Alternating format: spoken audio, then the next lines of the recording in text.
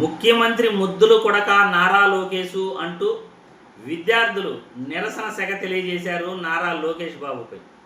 మరి విద్యార్థులు నిరసన సెగ తెలియజేస్తూ వాళ్ళు పాడిన పాట సోషల్ మీడియాలో వైరల్ అవుతూ ఉంది.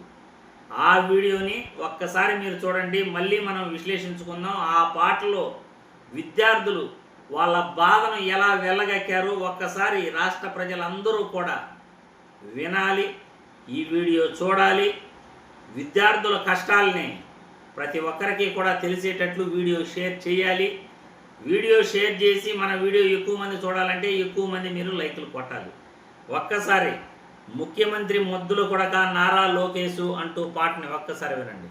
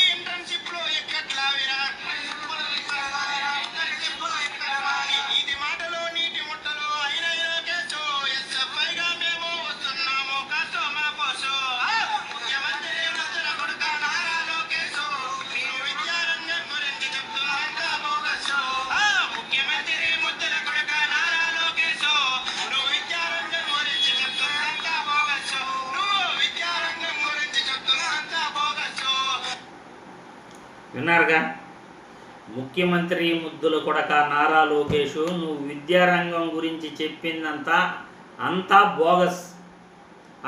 బోగసే. ప్రతిపక్షాలపై విష ప్రచారం తప్ప రాష్ట్రంలో అప్పులు కుప్ప ఎక్కువైపోయింది. కేవలం 20 నెలల్లో రాష్ట్రంలో అప్పులు గత ప్రభుత్వానికన్నా మించిపోయినాయి. 3,20,000 కోట్లు పైన ఇప్పుడు గత 20 నెలల్లో అప్పులు చేసేసింది. కానీ ఈ డబ్బులంతా ఒక్క రూపాయి కూడా ఎందుకు విద్యార్థుల కోసం ఖర్చు పెట్టలేదో సమాధానం చెప్పాలి. విద్యా వ్యవస్థను సర్వనాశనం చేసేశారు లోకేష్ బాబు. యువకులం పాదయాత్రలో విద్యారంగం గురించి మీరు ఇచ్చిన హామీలన్నీ బోగస్ అని విద్యార్థులు రోడ్డెక్కారు. గత ప్రభుత్వంలో ఎప్పుడైనా విద్యార్థులు ధర్నా చేయటం మీరు చూసారా?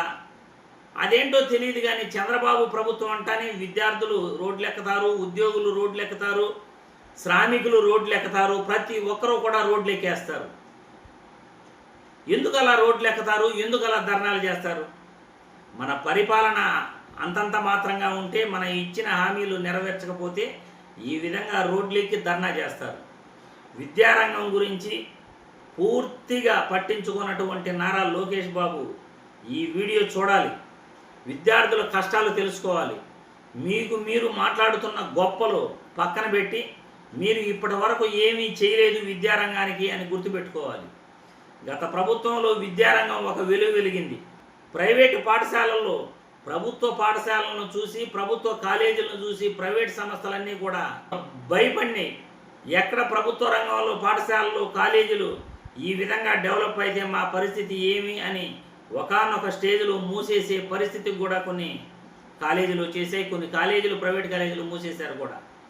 విద్యారంగంలో చిన్నపిల్లలకైతే అమ్మఒడి ఇంటర్మీడియట్ వరకు, అండర్ గ్రాడ్యుయేషన్ పిల్లలకైతే పూర్తి ఫీజు రీయింబర్స్మెంటు, ఇలా ఒక్కొక్కరికి వాళ్ళ తరగతుల వారీగా గత ప్రభుత్వంలో ఫీజు రీయింబర్స్మెంట్లు కానీ, వాళ్ళకి నాడు నేడు ద్వారా ప్రభుత్వ బడులు, కాలేజీలు అభివృద్ధి చేయటం కానీ వాళ్ళకి ఎనలేని సేవ చేశారు. మరి ఈ ప్రభుత్వంలో ఎందుకు విద్యారంగాన్ని ఈ విధంగా నాశనం చేస్తున్నారు? విద్యార్థుల ఫీజు రీయింబర్స్మెంట్లు ఇవ్వకుండా విద్యార్థులకు అష్ట కష్టాలు పెడుతూ అన్ని లోపాలే. 10వ తరగతి ఎగ్జామ్ జరిగితే స్పాట్ ఎలక్షన్లో ఎంతమంది వాళ్ళు అప్లై చేసుకున్నారు, ఎంతమంది ఫెయిల్ అయిపోయారు? దాదాపు 70,000 మందిని ఫెయిల్ చేసేసారు గత సంవత్సరం 10వ తరగతిలో. కరెక్షన్ లోపాలు, కౌంటింగ్ లోపాలు, మార్కులు కౌంటింగ్ చేసే దాంట్లో లోపాలు, ఇలా విద్యార్థుల జీవితాలతో ఆటలాడుకున్నారు. గత విద్యా సంవత్సరం ఎంత లేటుగా ప్రారంభమైందో చూశారు. ఇవన్నీ కూడా విద్యా వ్యవస్థలో లోపాలు. నారా లోకేష్ బాబు ఇప్పటికైనా విద్యా వ్యవస్థపై దృష్టి పెట్టాలి. ముఖ్యమంత్రి గారు కూడా విద్యా వ్యవస్థపై దృష్టి పెట్టాలని ఈ వీడియో ద్వారా కోరుకుంటున్నాను. విద్యార్థులు, మీ తల్లిదండ్రులు మీ అభిప్రాయాలను కామెంట్ల రూపంలో తెలియజేయాల్సిందిగా కోరుతున్నాను.